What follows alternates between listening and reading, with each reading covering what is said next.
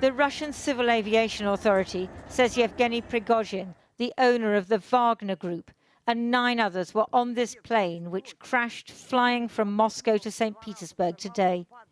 The plane, RA02795, was an Embraer owned by the Wagner Group. So was this an accident or an assassination? Prigozhin's last public appearance was on Monday, supposedly somewhere in Africa, although he didn't look dressed for the desert heat. His Wagner Group first came to international attention in Africa, where it provides authoritarian governments with military backup in return for lucrative mining contracts. Prigozhin's mercenaries, many recruited from prisons, have been some of Russia's most effective fighters in Ukraine, especially in the shattered town of Bakhmut. He constantly complained that the Russian high command denied his men the weapons they needed. He seemed to be a licensed jester, someone who could criticize the Russian authorities because of his close relationship with President Putin.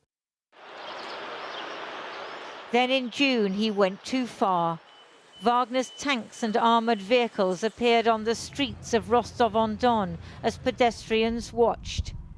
His soldiers took up positions in the city centre.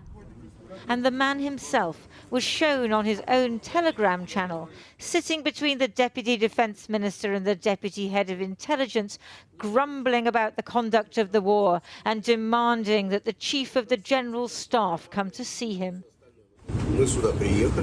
We have come here and we want to get the Chief of General Staff and Defence Minister Shoigu. Until they're here, we're staying. We're blocking Rostov and going to Moscow.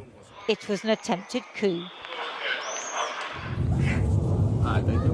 Wagner missiles brought down 7 Russian military aircraft, killing 13 airmen. President Putin appeared on television saying he was in control. Any internal turmoil is a deadly threat to our statehood, to us as a nation. Prigozhin then backed down, but many believe that this was the moment that his fate was sealed. The following day, Prigozhin was mobbed as he drove out of Rostov-on-Don, supposedly heading for a comfortable retirement in Belarus. But he had crossed the line. He was no longer useful, but a challenge to President Putin. Tonight, President Putin was commemorating the 80th anniversary of the Battle of Kursk. Presumably, he knows that at least one of his problems has been sorted. Well, joining me live from Moscow is Nina Khrushcheva, who's Professor of International Affairs at the New School in New York and granddaughter of the former Soviet Union leader, Nikita Khrushchev. Nina Khrushcheva, your immediate analysis of what we're witnessing, if Prigozhin is confirmed dead, does this bear all the hallmarks of an assassination in your view? Well, I'm very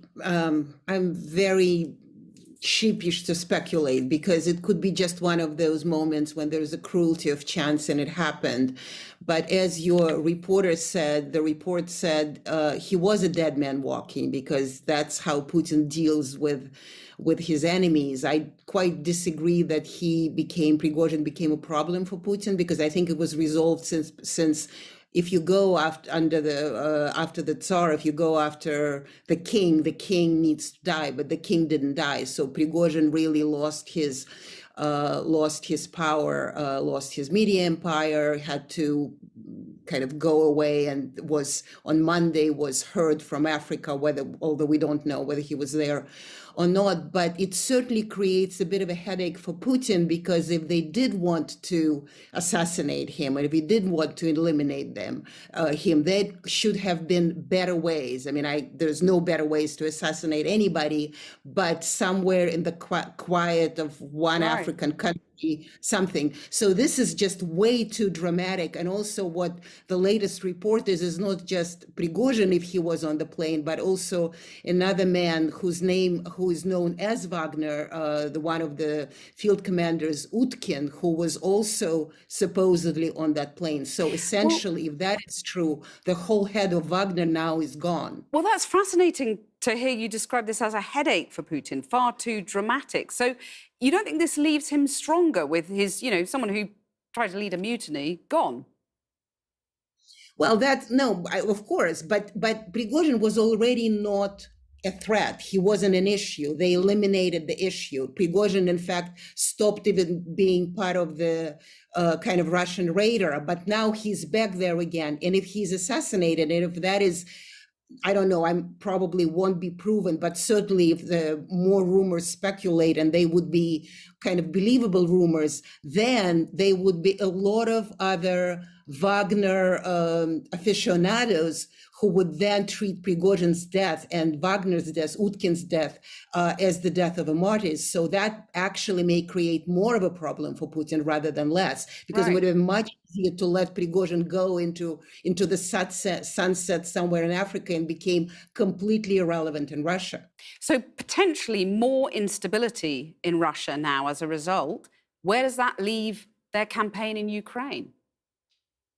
Well, Prigozhin was really two months ago. He extracted himself out of that campaign. That campaign is no longer related to him, even is no longer related to Wagner, because we now see reports. How much we can trust them, we don't know, but they're apparently in Belarus now. So it's not even Wagner's who are fighting in Ukraine. So that, I don't think that is necessarily connected. But what is important, and you just said that, there is more instability for Russia. So, something else happens every day. So Prigozhin's story didn't die on June 24th. Prigozhin's story, I don't think, is dead today, 2 months later. I think it will continue one way or another.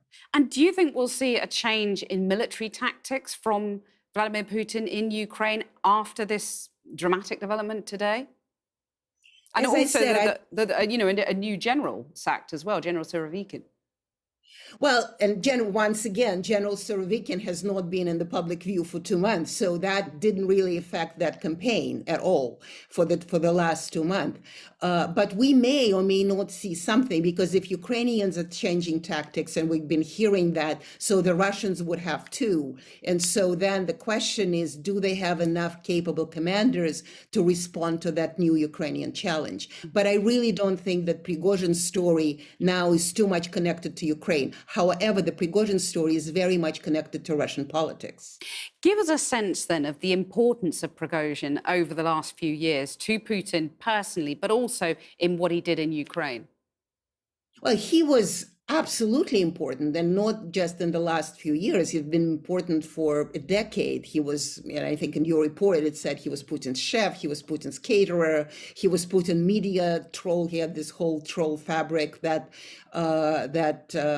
interfered here and there, kind of creating the propaganda message of Russia, but not an official message. So he was very useful as a shadow cardinal of all this kind of Kremlin actions when it didn't want to be seen up front. So he was important, and he actually made millions on Putin in St. Petersburg from time immemorial, essentially. So that's why Putin took it so hard. He was absolutely indispensable, but we also know in politics, there is no such thing. There is really no such thing as an indispensable person. Once the person stops being useful, then the person disappears. And Prigozhin really killed his own career by studying a mutiny and not concluding it, which he actually, apparently, as we were told, he was never really going to unseat Putin, but only in his delusional mind of thinking he's that important to Putin, he would think that Shoigu, the Minister of Defense, would be given to him. Prigozhin is field commander. He's not on the same level as the Minister of Defense. So he was important, but he became as unimportant as ever on June 24th. Well, one final question. We started this interview with you saying you didn't want to speculate, but I find your insight so fascinating. So I'm going to invite you to speculate one final time, which is just what might happen next. You've said instability in Russia. What is your prediction of what might happen now? I am so afraid of speculating, and I'm really afraid of predicting, because this is a war. I mean, Russia is at war. You can't predict. Things can happen. For example, the counteroffensive is not going as fast as it was supposed to, as was promised. It doesn't mean that it's not going to go very fast tomorrow, and in 6 months we'll see in a very different landscape. And the reason I'm saying that is that last year, November last year, well, earlier in the fall, Putin said Kherson, part of those territories, is forever ours. And then in November, Ukrainians took the Kherson region back. So that can happen. And that's what I mean by instability, because things develop. I don't think really Russia is, or Putin, that much in control of what's going on. He's really responding to events that happened to him. He created a situation that he's no longer in control, and the fact that he kind of pretends that he's even in the meeting that was the G20 meeting that is happening, that is the BRICS meeting that is happening now. He couldn't go. He couldn't go to any of these international events. I mean, that means that he has a very weak hand, and having a weak hand, he's not in control. He's responding. And if he's in a position to respond at all times, of course, there is instability because somebody's going to challenge him all the time.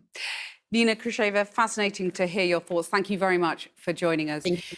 Let's go now to Kieran in Leeds. Thanks, Kathy. And in the last few minutes, we've seen live pictures of the Russian president. Vladimir Putin was attending a concert dedicated to the 80th anniversary of the victory of Soviet troops in the Battle of Kursk. These are the very latest pictures then of President Putin as this news breaks that the leader of the Wagner group, Yevgeny Prigozhin, was listed as a passionate passenger on a plane that crashed. And I'm joined now by Angela Stent, author of Putin's World, Russia Against the West. 2 months ago, Prigozhin led a mutiny. Now he's listed on a plane that's crashed. That would be some coincidence, wouldn't it? Well, there was a lot of speculation after his failed mutiny about what would happen to him, how long he would last. We know the answer now. Obviously, as Nina Khrushcheva was saying, we don't know whether this was, in fact, a plane crash caused by pilot error or mechanical error, or whether it was an assassination, and we may never know that. But the fact that the Wagner channel is now saying that it was an assassination means that this is what the debate will be in the coming weeks and months. Were you one of those who described Prigozhin as a dead man walking? I wasn't, because he resurfaced fairly shortly after the failed mutiny. He did apparently meet with Putin and other people in the Kremlin shortly thereafter. There was a video that was made allegedly in Belarus. And then the fact that he put out this video last Monday of this week, purporting to be in Africa, whether he was or not, but saying that Wagner's recruiting and they're going to be doing more in Africa. I think he was still quite valuable to the Kremlin in terms of a wider role in Africa. He was already praising the coup in Niger and saying that, Russia was going to go in there. All the lucrative deals that he had that you've already mentioned on this program, the Kremlin was benefiting from them. So I was not sure that he was a dead man walking. If this is an assassination, though, there will be people within the elites in Russia who are not at all surprised. No, of course not. Because, he dared to challenge Putin. He dared to tell his followers on his Telegram channel why were their sons and brothers dying in Ukraine, whereas the children of the elite were all sitting on the beaches in the Côte d'Azur and enjoying themselves. So he had a populist message that was a real challenge to the Kremlin. And of course, the Wagner troops got within, I think, 200 kilometers of Moscow on that June the 24th day, which raises all kinds of questions about how they were able to do it. And those Wagner troops, they were willing to march with Prigozhin on Moscow. So what does this mean for them and for the Wagner group and its fierce fighters? Well, I think the Wagner group will continue. It looks as if it will. It's not clear that they are in Belarus. There are rumors that they're being expelled from Belarus because President Lukashenko found that it was a little bit too much to deal with. So we're not quite sure where they all are, but they will if the video that we saw with Prigozhin on Monday is true. They will be going at least back to Africa, although probably not in Ukraine anymore. What's the rest of the world to make of this? And you've got a BRICS summit ongoing at the moment in South Africa that Vladimir Putin addressed by video. These people are supposedly his allies. How would you trust Vladimir Putin if this is indeed an assassination? Right. Well, so I think, you know, his allies and partners there really scratched their head when the mutiny occurred. They saw how Putin sort of panicked at the beginning of it, gave this short video address on television, and then disappeared for the rest of the day. So there clearly are questions about who's in charge, who's in control, and how stable the situation is. And they must be discussing this among themselves. Interestingly, today, the Indians, as you said at the beginning of your program, they were able to land on the moon in the very area that the Russians tried to land in last week. And of course, their spacecraft crashed into the moon, and the Indians beat them to it, which is also very interesting, just in terms of the news that we have out of Russia today. But I think all of the partners, including the Chinese, must be really wondering what's really going on inside the Kremlin. And what are the implications, do you think, for the war in Ukraine and the Russian invasion there? I'm not sure that the end of Prigozhin will have much of an impact, because his troops he was already complaining about how bad the conditions were, even though his troops did most of the fighting around the Bakhmut area. So I don't think it's going to affect Russia's war in Ukraine, his death.